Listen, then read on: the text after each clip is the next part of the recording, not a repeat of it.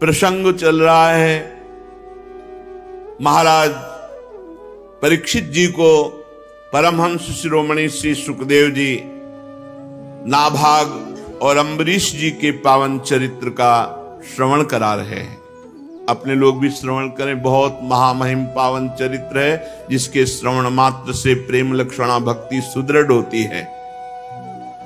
परीक्षित मनुपुत्र नभग का पुत्र था नाभाग। ये दीर्घ काल ब्रह्मचर्य का पालन करके जब घर लौटे, तब तक भाइयों ने सब हिस्सा ले लिया था राज्य का। भाइयों ने नाभाग जी से कहा कि तुम्हारे हिस्से में तो संपत्ति कोई बची नहीं, पिताजी ने हम सबको बांट दिया क्योंकि तुम ब्रह्मचर्य धारण कर जंगलवास करते थे, तो अब संपत्ति रूप में केवल पिता है तुम्हारे पास। उन्होंने अपने भाइयों से पूछा कि पिता की सेवा के लिए कुछ हिस्सा? उन्होंने कहा वो तो हम सब लोगों ने आपस में बांट लिया है। नाभाग जी अपने पिता के पास जाकर कहा, पिताजी मेरे बड़े भाइयों ने हिस्से में मेरे को आपको दिया है। पिता ने कहा, बेटा उनकी बात मत मानो। देखो, अगर उन्होंने मेरे को केवल हिस्से में दिया है और तुम्हारी श्रद्धा है कि पिता ही हमारी संपत्ति हैं, तो आज मैं तुम्हें ऐसा संपत्तिवान बनाऊंगा कि पुत्रों के पास भी संपत्ति नहीं। ये आंगिरस गोत्र के ब्राह्मण बहुत बड़ा यज्ञ कर रहे हैं और तुम मेरे विद्वान पुत्र हो। ये जे भी छठा दिन आता है तो ये पूर्व प्रारब्ध के अनुसार भूल कर बैठते हैं और यज्ञ पूर्ण रह जाती है। जाओ तुम छठे दिन बिल्कुल सावधान रहकर वेद मंत्र का उच्चारण कर देना, उनकी यज्ञ पूर्ण होगी। वो महात्मा लोग ऐसा ऐश्वर्य है कि जो स्वर्ग में भी नहीं, वो ऐश्वर्य तुम्हें प्रदान कर देंगे। महात्माओं के पास जाकर उन्हें वैश्विक देव संबंधी 2 सूत्र जब भूल जाएं वो, तो तत्काल तुम बता देना। अपने पिता की आज्ञा अनुसार वो गए। आंगिरस गोत्री ब्राह्मण जी ही छठे दिन तो भूल जाते थे, तो ये अपने तपोबल से उस मंत्र 2 सूत्र जो भूल जाते थे, जे ही पूर्ण किया, ते ही स्वर्ग से विमान आया आंगिरस गोत्री ब्राह्मणों के लिए। उन्होंने कहा कि ये यज्ञ का बचा हुआ शेष जितना धन है ये सब तुम लो, हम तो स्वर्ग जा रहे हैं। नाभाग जी बड़े पिता की आज्ञा का पालन करने वाले महात्मा थे, वो हर्षित नहीं हुए। पर जे ही वो धन एकत्रित करने लगे तो उत्तर की दिशा से एक काले रंग के तेजस्वी पुरुष आए और कहा, इस धन पर मेरा अधिकार है। नाभाग ने कहा, नहीं, ऋषियों ने मुझे दिया है क्योंकि मैंने वैश्यदेव संबंधी 2 सूत्र बताए हैं। तो उन्होंने कहा, नहीं, हमारे और आपका विवाद शांत होगा तुम्हारे पिता के ही हाथ से। जाओ अपने पिता से प्रश्न करो जाके, ये पूरी संपत्ति पर मेरा अधिकार है। तब नाभाग ने जाकर पिता से कहा कि पिताजी, एक कोई तेजस्वी महापुरुष आए और उन्होंने कहा यज्ञ का बचा हुआ शेष भाग मेरे अधिकार में है और आपसे पूछा कि न्याय कीजिए। तो आपने ही तो मुझे आज्ञा की थी, मैंने 2 सूत्र बताए, उससे सारी संपत्ति पर मेरा अधिकार, पर वो तेजस्वी पुरुष कह रहे मेरा अधिकार। तो पिता ने कहा, हाँ बेटा, एक बार दक्ष प्रजापति के यज्ञ में ऋषि लोगों ने निश्चय किया था कि यज्ञ भूमि में जो कुछ बच रहेगा वो सब भगवान शंकर का हिस्सा है, इसलिए वो धन तो महादेव जी का ही है। भूल हो गई, जाओ उनके चरणों में प्रणाम करो और कहो कि तुम्हारा ही हिस्सा है। नाभाग ने जाकर के रुद्र भगवान को प्रणाम किया और कहा, प्रभु यज्ञ भूमि की सभी वस्तुएं आपकी हैं, ऐसे मेरे पिता ने आज्ञा करी, मेरा अपराध क्षमा कीजिए। मैं आपसे सर झुकाकर प्रणाम करके अपने अपराध की क्षमा याचना मांगता हूं। भगवान रुद्र ने कहा, तुम्हारे पिता ने धर्म के अनुकूल निर्णय दिया और तुमने बिल्कुल सत्य आकर मुझसे कहा। तुम वेदों का अर्थ तो पहले से जानते हो, जाओ तुम्हें सनातन ब्रह्म तत्व का बोध हो जाए। ये भारी संपत्ति, जाओ तुम्हें सनातन ब्रह्म तत्व का बोध हो जाए, और यज्ञ से बचा हुआ मेरा ये जो अंश है ये भी मैं तुम्हें देता हूं, इसे स्वीकार करो। इतना कहकर देवादिदेव भगवान शंकर अंतर ध्यान हो गए। भाइयों ने चतुरता की थी, कोई भी संपत्ति नहीं दी थी। तुम्हारे हिस्से में पिता है, उन्होंने धर्म पूर्वक पिता को स्वीकार किया, तो भगवान शंकर का साक्षात्कार, ब्रह्म तत्व का बोध और अखंड संपत्ति प्राप्त हो गई।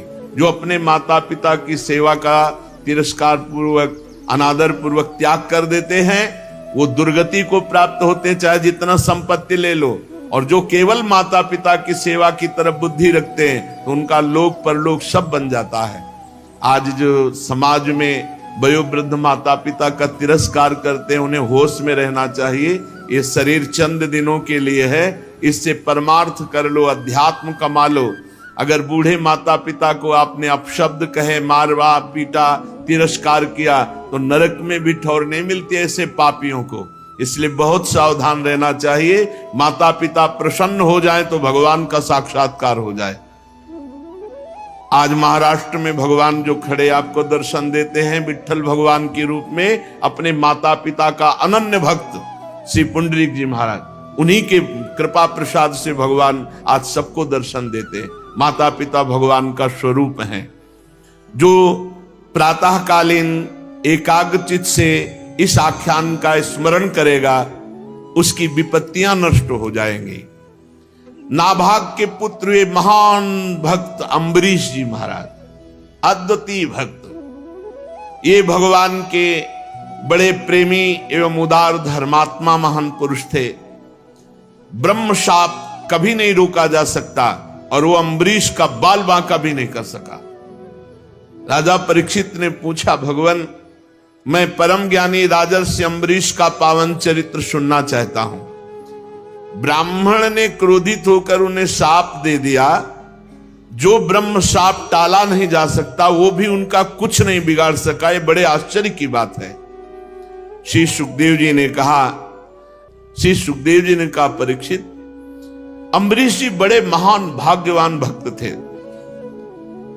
वैसे तो संपत्ति सातों द्वीपों की अचल संपत्ति, एक छत्र सम्राट, अतुलनीय ऐश्वर्य, ये प्राप्त था। यद्यपि ये साधारण मनुष्यों के लिए अत्यंत दुर्लभ है, फिर भी अम्बरीश जी इसे स्वप्न तुल्य समझते थे। कोई महत्ता नहीं थी चक्रवर्ती सम्राट पद का या सप्तद्वीप महिमंडल अधिपति का, कोई महत्व नहीं, स्वप्न तुल्य समझते थे।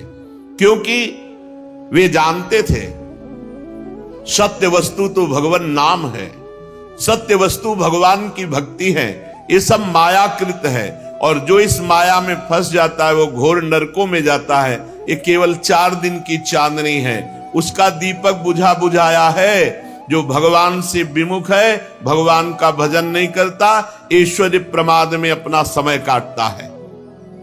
वासुदेवे भगवती तद भक्तेषु च साधुषु।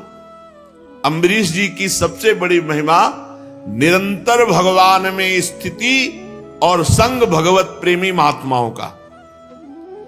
वासुदेवे भगवती और तद भक्तेषु च साधुषु, तो प्राप्तो भावम परम विश्वम येनेदम लोष्टवत स्मृतम।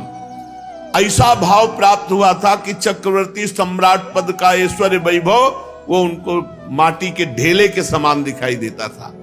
ये सारी संपत्तियां मिट्टी के ढेले के समान स्वप्नवत अनुभव में आ रही थी। एकमात्र भगवान की भक्ति और भगवत प्रेमी महात्माओं का संग। इससे अम्बरीश जी की बड़ी ऊंची स्थिति थी। अम्बरीश जी की क्या स्थिति थी? बोले सवै मनः कृष्ण पदारविंदयोर। अपने मन को अम्बरीश जी ने श्री कृष्ण चरणारविंद में सदा सदा के लिए समर्पित कर दिया था। मना स्थिति कृष्ण चरणारविंद, सावई मनः कृष्ण पदारविंदयोर। ये स्थिति गोपी जनों की थी। मुरारी पादार्पित चित्त वृत्ति, एक एक वृत्ति कृष्ण चरणारविंद में समर्पित गोपी जनों की। ऐसे ही सावई मनः कृष्ण पदारविंदयोर, भगवान श्री कृष्ण चंद्रजू के सांवले चरणारविंद में मन को डुबो दिया। वही सदा सदा के लिए मन विराजमान है। सावई मनः कृष्ण पदारविंदयोर। और वचांसी वैकुंठ गुणानुवर्णने, ये नियम था अम्बरीश जी का, मौन नहीं तो वाणी से बिल्कुल कुछ अन्य वार्ता नहीं, भगवद वार्ता के सिवा।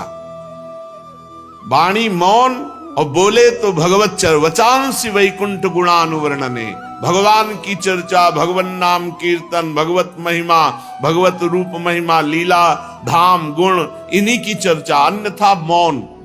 ये बहुत उत्तम स्थिति होती है। अपराधों से बचने के लिए मौन बहुत आवश्यक है, नहीं सबसे ज्यादा साधक से वाणी से अपराध बनता है। मन जहां इष्ट देव के चरणारविंद, वाणी मौन, या तो भगवत चर्चा नहीं तो शांत। इसीलिए हरिवंश महाप्रभु ने स्फुट वाणी में आखिरी दोहे में कहा, रसना कटो जो अन रटो, निरखी अन फुटो नयन, श्रवण फुटो जो अन सुनो, श्री राधा जसबैन।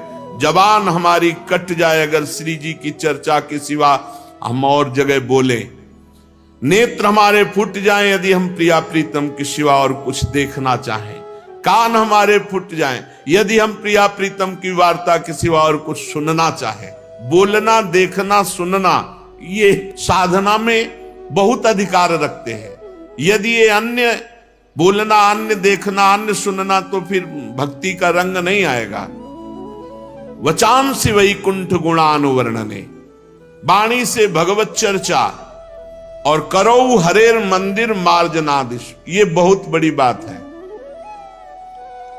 यहां अपने ठाकुर के मंदिर में पोछा लगाने में शर्म लगती है। ठाकुर जी को प्रसन्न करने के लिए काम वाले की जरूरत नहीं, आपके हाथ है। चक्रवर्ती सम्राट हैं, कितने दास दासियां होंगे विचार करो, लेकिन करो हरेर मंदिर मार्जनादिश, अपने हाथ से ठाकुर जी के पात्रों को धोना, अपने हाथ से ठाकुर जी के महल में पोछा लगाना, सोहनी लगाना, ये आचार्य स्वयं आकांक्षा करते हैं कि मुझे श्री जी की कुंज की सोहनी लगाने वाली बन, या सोहनी बन जाऊं अपने हाथ से। बहुत सौभाग्य है जो अपने हाथ से ठाकुर सेवा करते हैं। इसका कोई ज्यादा महत्व नहीं कि मंदिर बनवा दिया, पुजारी रख दिया, आप मौज मस्ती विषयों में ले रहे हैं और रुपया हर महीने दे, तो ठाकुर जी आपको लाख गुना बढ़ा कर दे देंगे। लेकिन वो भक्ति या प्रीति या ठाकुर जी के दासत्व की बातें नहीं है, ये बातें नहीं। करो हरेर मंदिर मार्जनादिश, स्वयं अपने हाथ से ठाकुर जी के महल में सोहनी लगाना, ठाकुर जी के मंदिर में पोछा लगाना, स्वयं ठाकुर जी के पार्षद जो पात्र हैं उनका मार्जन करना, ये अम्बरीश जी करते थे। इसी के कारण उनको पता नहीं था, पर सुदर्शन चक्र सदैव सुरक्षा में रहता था। चक्रवर्ती सम्राट होकर अपने हाथों से दास्ता प्रभु की करते थे।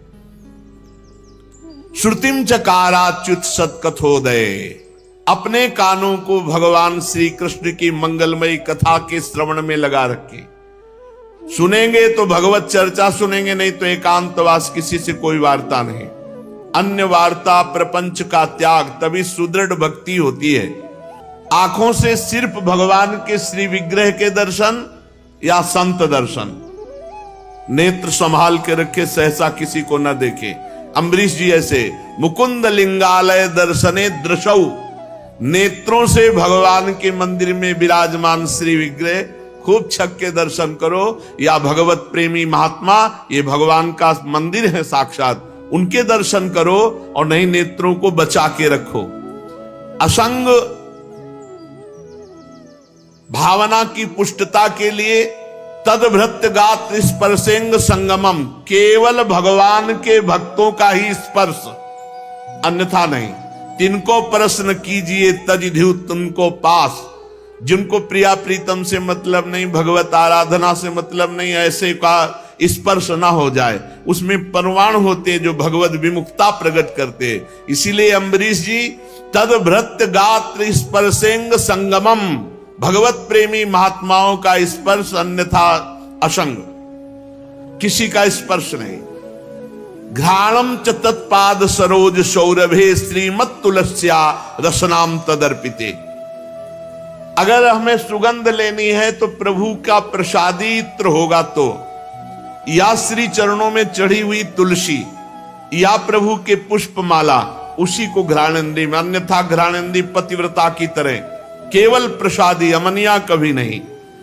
और रसना प्रभु को अर्पित किए हुए नैवेद्य का, प्रसाद का। और प्रसाद में कभी बुद्धि, पदार्थ बुद्धि ना आने पावे, अन्न बुद्धि ना आने पावे कि अरे आज तो एकादशी है, आज तो प्रसाद, ये अन्न है, आज अन्न हो गया तो कल प्रसाद हो जाएगा क्या? और जब प्रसाद है तो सिर्फ प्रसाद है।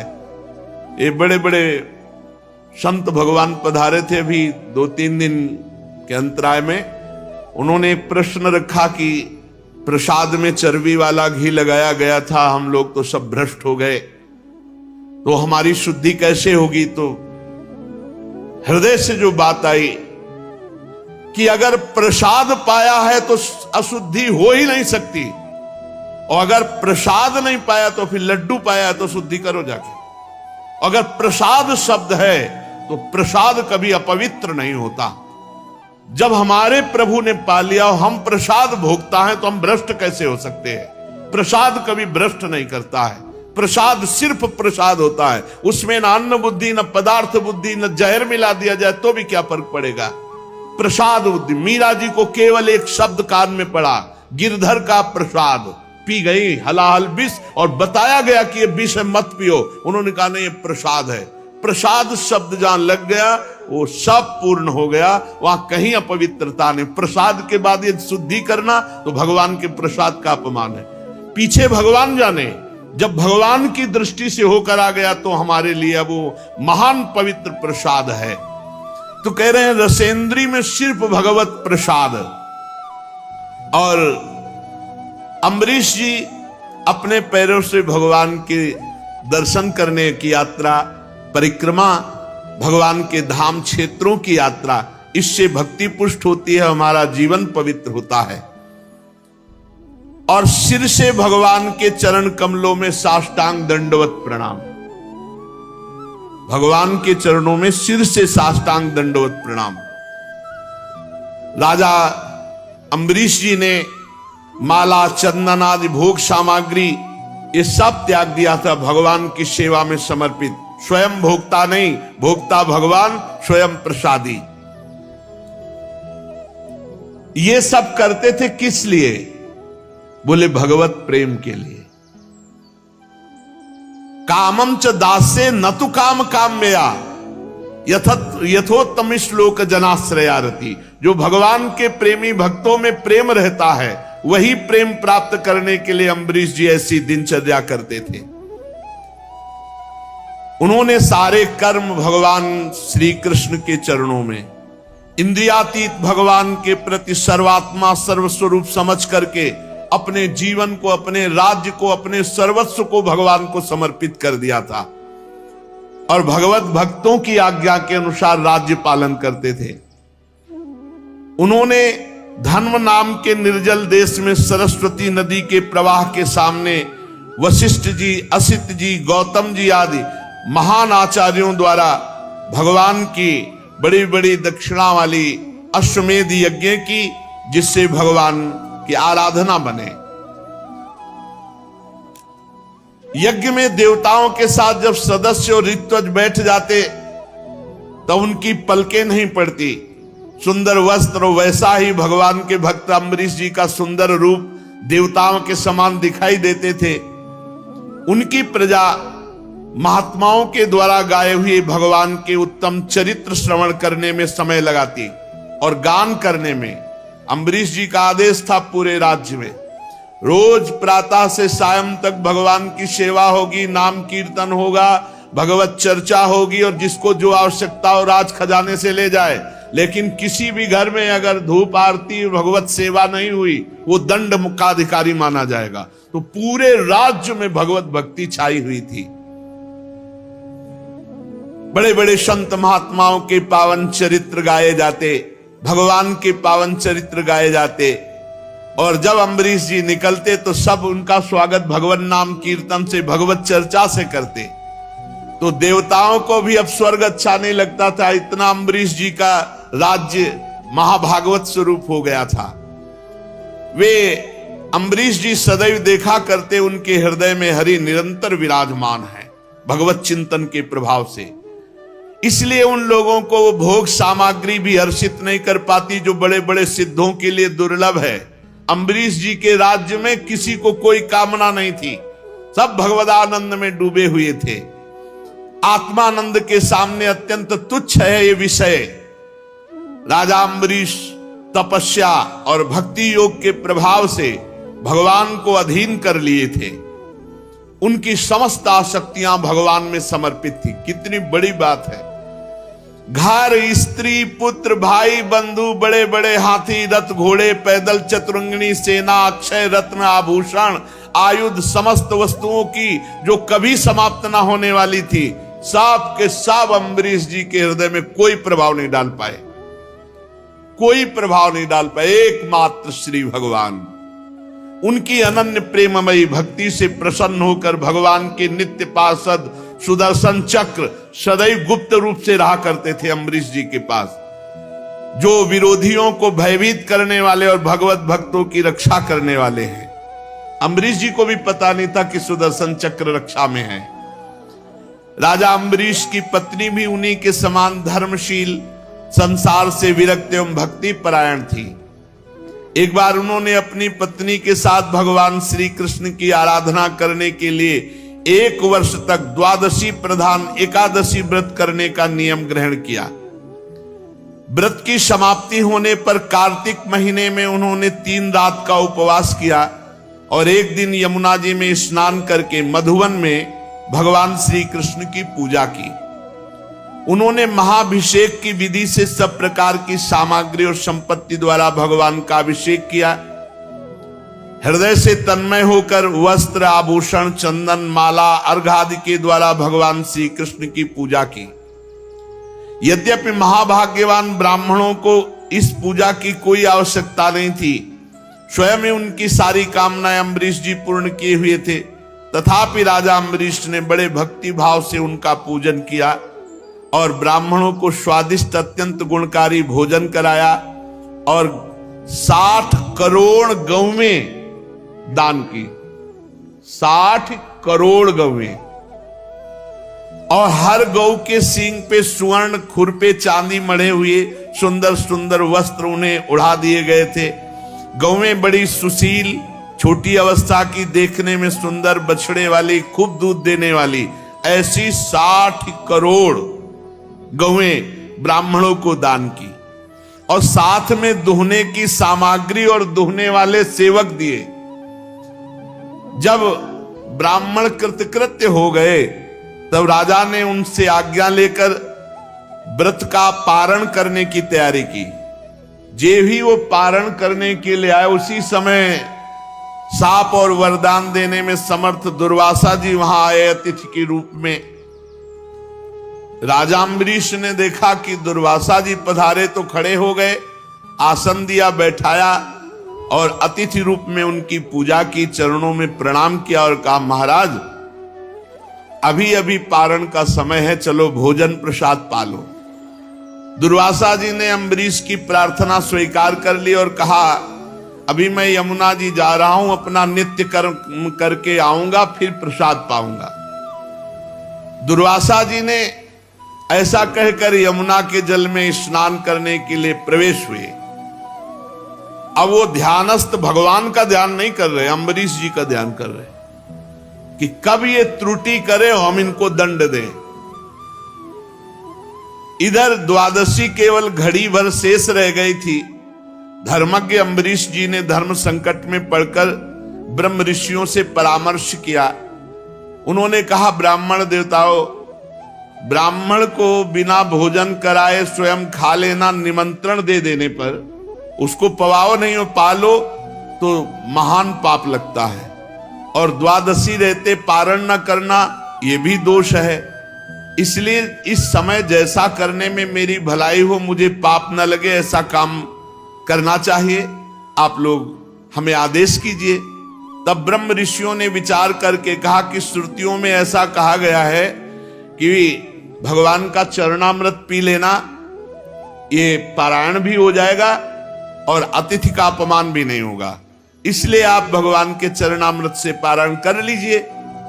ऐसा निश्चय करके मन ही मन भगवान का चिंतन करते हुए राजर्षि अम्बरीश जी ने भगवान का चरणोदक पान किया। और दुर्वासा जी उधर ध्यान में देख ही रहे थे कि कोई हरकत ऐसी करें जो हम इनको दंड दें। बात यह थी कि भगवान की सभा में एक सत्र में यह हुआ कि इस समय त्रिभुवन में सबसे महान भक्त कौन है, तो अम्बरीश जी की चर्चा हुई। वहां दुर्वासा जी भी बैठे थे। अब ये महाराज वलकल की लंगोटी लगाते हैं, दूब का रस पीते हैं, उनकी तो बात आई नहीं। तो उनका चक्रवर्ती सम्राट राजा अम्बरीश ऐसा कैसा महान भक्त हो सकता है जो हम ऋषियों से भी आगे बढ़ गया। तो वही देखने के लिए, परीक्षा के लिए आए थे। जे ही देखा कि वो चरणामृत पान के सोई आ गए। वो तो अंतर ध्यान शक्ति संपन्न महात्मा है। आगे बढ़कर के राजा अम्बरीश जी ने हाथ जोड़ा, अभिनंदन किया। बस नाराज हो गए महाराज दुर्वासा जी और कहने लगे पारायण कर लिया। तो कहा महाराज, क्रोध से थर थर कांपने लगे, भौं चढ़ गई, मुंह विकट हो गया और हाथ जोड़े अम्बरीश जी खड़े। कोई भय नहीं, क्योंकि भगवान के आश्रित है। हाथ जोड़कर खड़े अम्बरीश जी से डांट कर कहा, देखो तो सही ये कितना क्रूर है। ये धन के मद में मतवाला राजा देखो कितना बड़ा अपराध कर दिया। मुझ ऋषि को निमंत्रण दिया और बिना पवाए पारण कर लिया। भगवान की भक्ति तो छू नहीं गई, कहा जा रहा था ये महान भगत है। दुर्वासा जी तो दुर्वासा, आज इसने धर्म का उल्लंघन करके बड़ा अन्याय किया। देखो तो मैं इसका अतिथि होकर आया और इसने अतिथि सत्कार करने के लिए मुझे निमंत्रण भी दिया और मुझे बिना खिलाए इसने खा लिया। अच्छा, तो आज तक इसे अभी कभी किसी ऋषि से पाला नहीं पड़ा होगा। आज मैं इसे दिखाता हूं कि ब्रह्म ऋषि का अपमान करने का फल क्या होता है। और कहते कहते वो क्रोध में भर गए और अपनी एक जटा उखाड़ी और भूमि पर पटक दी। भयंकर कृत्या उत्पन्न हुई, मानो पूरे देश का नाश कर देगी। वो प्रलय काल की आग के समान दहक रही थी। अपने सामने अम्बरीश जी ने देखा कि भयंकर कृत्या वो राजा पर टूट पड़ी, अम्बरीश जी पर। उसके चलने के पैरों की धमक से पृथ्वी कांप रही थी। अम्बरीश जी मुस्कुराहट के सिवा और कुछ नहीं, केवल मुस्कुरा रहे हैं, सर झुकाए हुए। अब जोई प्यारो करे सोई मोई भावे। हमारी तरफ से कोई त्रुटि नहीं। अगर प्रभु ऐसा दंड विधान किए होंगे तो निश्चित हो जाएगा। एक पग भी नहीं डरे ना हटे। और कृत्या भयंकर आगे बढ़ती आ रही थी। ज्यों के त्यों खड़े थे और किसी को पता नहीं था कि परम पुरुष परमात्मा का दिव्य सुदर्शन चक्र अम्बरीश जी की रक्षा में है। ज्यों ही क्रोध से भवक्ति हुई वो कृत्या आगे बढ़ी, सुदर्शन चक्र जी ने जलाकर राख कर दिया कृत्या को भस्म कर दिया। अब जब दुर्वासा जी ने देखा कि मेरे तपस्या से प्रकट हुई कृत्या तो भस्म हो गई और सुदर्शन चक्र जी ने दुर्वासा जी की तरफ मुख किया। अब भागे दुर्वासा जी प्राण बचाने के लिए, क्योंकि अब सुदर्शन चक्र कोई साधारण अस्त्र तो है नहीं कि दुर्वासा जी रोक देंगे। तो भगवान श्री हरि का दिव्यास्त्र है। ऊंची ऊंची लपटे दावानल के समान और दुर्वासा जी आगे धीरे धीरे सुदर्शन चक्र जी, क्योंकि ताप भर देना मारना नहीं है। भागे भगवान के सुदर्शन चक्र के ताप से बचने के लिए। जब दुर्वासा जी ने देखा कि चक्र तो मेरा पीछा नहीं छोड़ रहा, तो मन के वेग से दौड़ने लगे। सुमेर पर्वत की गुफा में प्रवेश किया। वहां भी सुदर्शन चक्र। दुर्वासा जी जहां जा सकते वहां सुदर्शन चक्र क्यों नहीं जा सकता? तो जहां जहां दुर्वासा जी वहां सुदर्शन चक्र। दिशा, आकाश, पृथ्वी, अतल वितल के लोक, समुद्र, लोकपाल सब जगह गए। जहां जहां गए सुदर्शन चक्र पीछा नहीं छोड़ा। जब उन्हें कहीं भी कोई रक्षक नहीं मिला तब तो डर गए, थक गए थे भाग भाग के। अब अपना त्राण पाने के लिए वो ब्रह्मा जी के पास ब्रह्मलोक में गए और कहा, प्रभु मेरी रक्षा करो भगवान के सुदर्शन चक्र से। ब्रह्मा जी ने कहा, मेरी सामर्थ्य नहीं। जब मेरी 2 परार्ध की आयु समाप्त होगी तो काल स्वरूप भगवान इस पूरी सृष्टि लीला को समेट लेंगे और इस जगत को जलाना चाहेंगे। उस समय भ्रूभंग मात्र में हमारा ब्रह्मलोक भी भस्म हो जाएगा। हमारी सामर्थ्य नहीं, ये सुदर्शन चक्र रुक जाए, मेरी सामर्थ्य नहीं। हम तो शरणागत हैं भगवान के। मैं, भगवान शंकर, दक्ष, भृगु आदि प्रजापति, भूतेश्वर, देवेश्वर, ये सब जिनकी बनाए नियमों में बंधे हैं, जिनकी आज्ञा का पालन करके हम संसार का हित करते हैं, ऐसे भक्त द्रोही को ब्रह्मलोक में कोई स्थान नहीं। तुरंत छोड़ दो, नहीं सुदर्शन चक्र ब्रह्मलोक को भस्म कर देगा। भक्त द्रोही के लिए ब्रह्मलोक में कोई स्थान नहीं, तुरंत छोड़ दो। जब ब्रह्मा जी ने ऐसा 2 टूक का उत्तर दे दिया, दुर्वासा जी भागे कि जिन्होंने मुझे प्रकट किया है वो भगवान शंकर हमारी रक्षा कर सकते हैं। कैलाश निवासी भगवान शंकर की शरण में गए। देवादिदेव महादेव जी ने कहा, दुर्वासा, जिन अनंत परमेश्वर में ब्रह्मा जैसे जीव और उनके उपाधिभूत कोश इस ब्रह्मांड के समान ही अनेकों ब्रह्मांड समय पर पैदा होते हैं और समय आने पर फिर उनका पता भी नहीं चलता, जिनमें हमारे जैसे हजारों चक्कर काटते रहते हैं, उन प्रभु के संबंध में हम कुछ भी करने की सामर्थ्य नहीं रखते। मैं, सनत कुमार, नारद, भगवान ब्रह्मा, कपिल देव, अपांतरतम, देवल, धर्म, आसुरी, मरीच आदि ये दूसरे सिद्धेश्वर, हम सब भगवान की माया को नहीं जान सकते। उनकी माया के घेरे के अंतर में है और ये सुदर्शन चक्र विश्वेश्वर भगवान का अस्त्र है। हम लोगों की सामर्थ्य नहीं कि इसे रोक सके। तुम इसी समय कैलाश से बाहर हो जाओ। जहां जाते हैं भक्त द्रोही को कहीं भी ठौर नहीं। भगवान महादेव जी ने तुरंत कहा, तुम कैलाश छोड़ दो। अब वहां से निराश होकर दुर्वासा जी भागे। एक ही स्थान बचा भगवान वैकुंठनाथ का। वैकुंठ पहुंचे, वहां लक्ष्मीपति भगवान श्री हरि विराजमान थे। दुर्वासा जी सुदर्शन जी के आग से जल रहे थे। वे कांपते हुए भगवान की शरण में गिर पड़े और उन्होंने कहा, हे अच्युत, हे अनंत, आपका एक व्रत है, कोई कैसा भी हो आपकी शरण में आ जाए, आप रक्षा करते हैं, इसलिए मैं आपकी शरण में हूं, आप अपने सुदर्शन चक्र से बचा लो। हे जीवन दाता, मैं अपराधी हूं, मेरी रक्षा कीजिए। आपका परम प्रभाव ना जानने के कारण मैंने आपके भक्त का अपराध किया, प्रभु आप मुझे बचा लीजिए। हमने तो सुना है आपका नाम उच्चारण कर ले तो जीव नरक से मुक्त हो जाता है, फिर हम आपकी शरण में, आप सुदर्शन चक्र से मुझे बचा लीजिए। भगवान ने सीधा उत्तर दिया।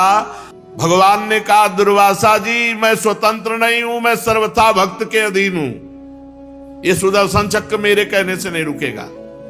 मुझ में तनिक भी स्वतंत्रता नहीं है। मेरे सीधे साधे सरल भक्तों ने मेरे हृदय को अपने हाथ में कर रखा है। भक्तजन मुझसे प्यार करते और मैं उनसे। भक्त मेरा हृदय, मैं उनका हृदय हूं।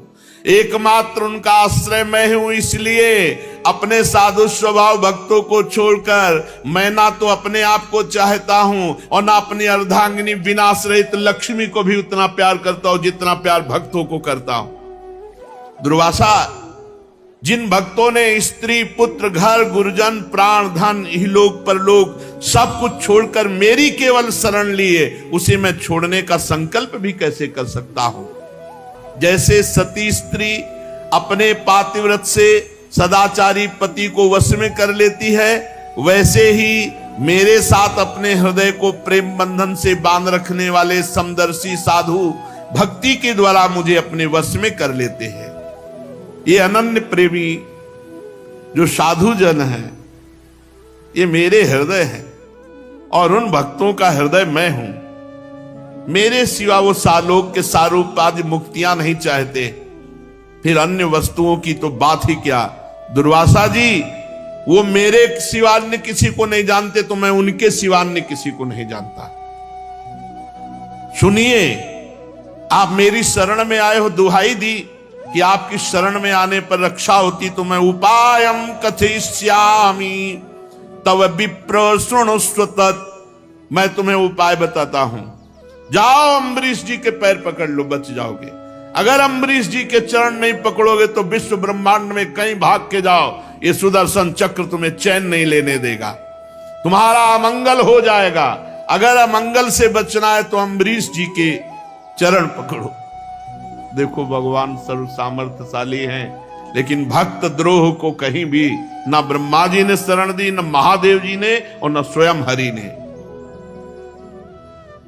इसमें संदेह नहीं कि ब्रह्म ऋषियों की तपस्या और विद्या परम कल्याण का साधन है, परंतु यदि उद्दंड हो जाए, अन्यायी हो जाए तो उल्टा फल देने वाली होती। इस समय तुमने उद्दंडता की, एक महान भागवत को कृत्या प्रकट करके धमकाने और मारने की चेष्टा की। जाओ नाभाग नंदन परम भाग्यशाली राजा अम्बरीश जी के चरणों में पड़ जाओ और वो क्षमा कर दें, तभी आपको शांति मिलेगी, दूसरा कोई उपाय नहीं। परीक्षित, जब भगवान ने इस प्रकार आज्ञा दी तो सुदर्शन चक्र की ज्वाला से जलते हुए दुर्वासा जी दौड़ते हुए अम्बरीश जी के पास आए और अत्यंत